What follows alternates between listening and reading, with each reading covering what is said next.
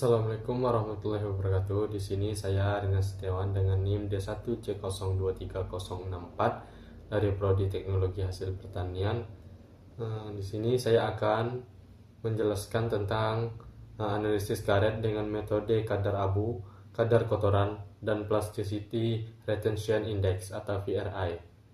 Yang dengan dosen pengampunya itu ada Ibu Putri Maharani SD MSc.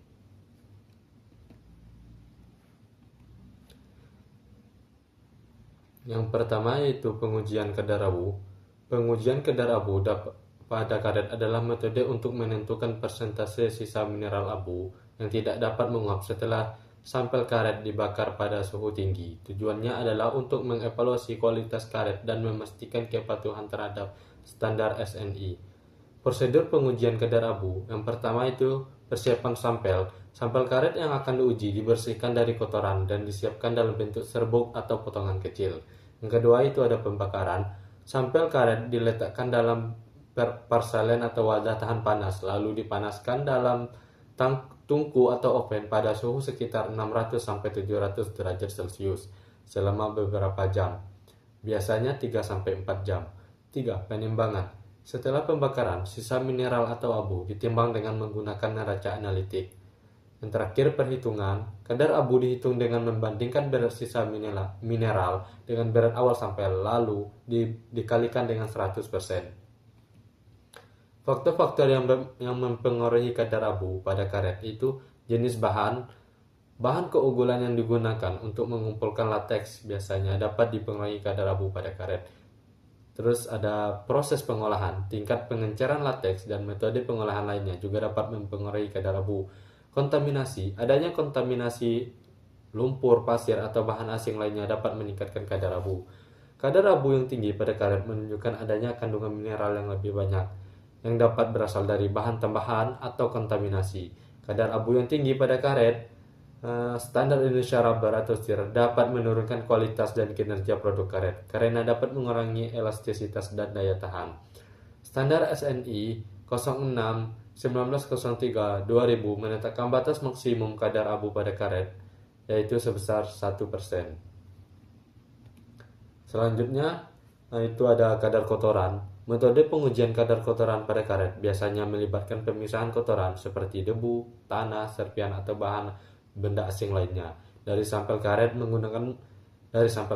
Menggunakan metode seperti ini saringan atau pengendapan. Setelah pemisahan, bentuk kotoran yang terpisah diukur dan dihitung persentasenya terhadap berat sampel karet awal. Hasil pengujian ini digunakan untuk menentukan kualitas karet, di mana kadar kotoran yang lebih tinggi menunjukkan kualitas yang lebih rendah.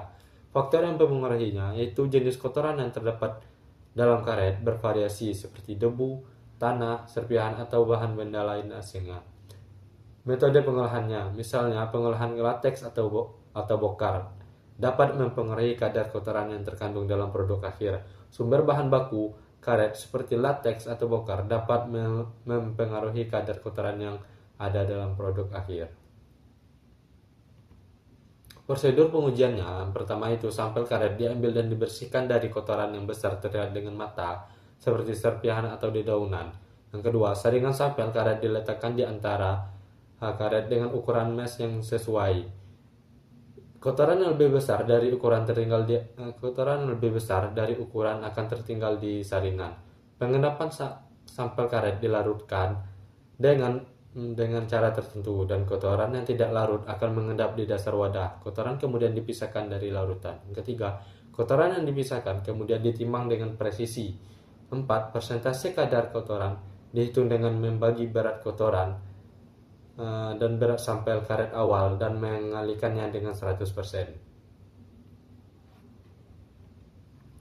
Selanjutnya ada Plasticity Retention Index atau VRI.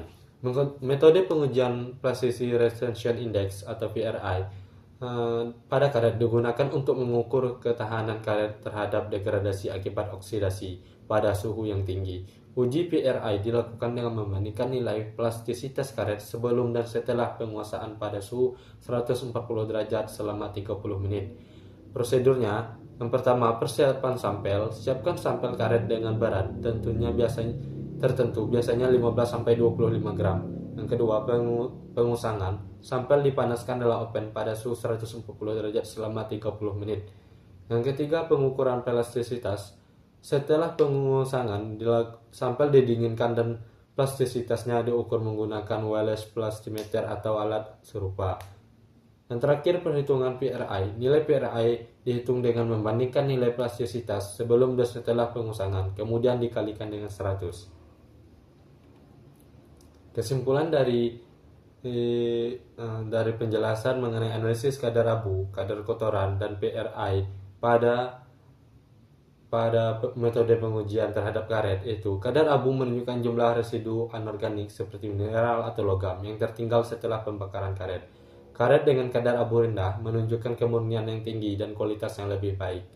Kadar kotoran mengukur jumlah partikel asing seperti tanah, kayu, atau serat dalam karet mentah. Nilai kadar kotoran yang rendah menunjukkan proses pencucian dan penyaringan yang baik serta kualitas bahan baku yang bersih. Dan yang terakhir ada PRI, menunjukkan stabilitas termal dan ketahanan oksidasi karet. Nilai PRI yang tinggi menandakan bahwa karet memiliki ketahanan yang baik terhadap degradasi saat pemanasan, yang penting dalam proses vulkanisasi dan aplikasi akhir. Sekian penjelasan dari saya tentang analisis pengujian dari metode kadar abu, kadar kotoran, dan PRI terhadap produk karet. Terima kasih.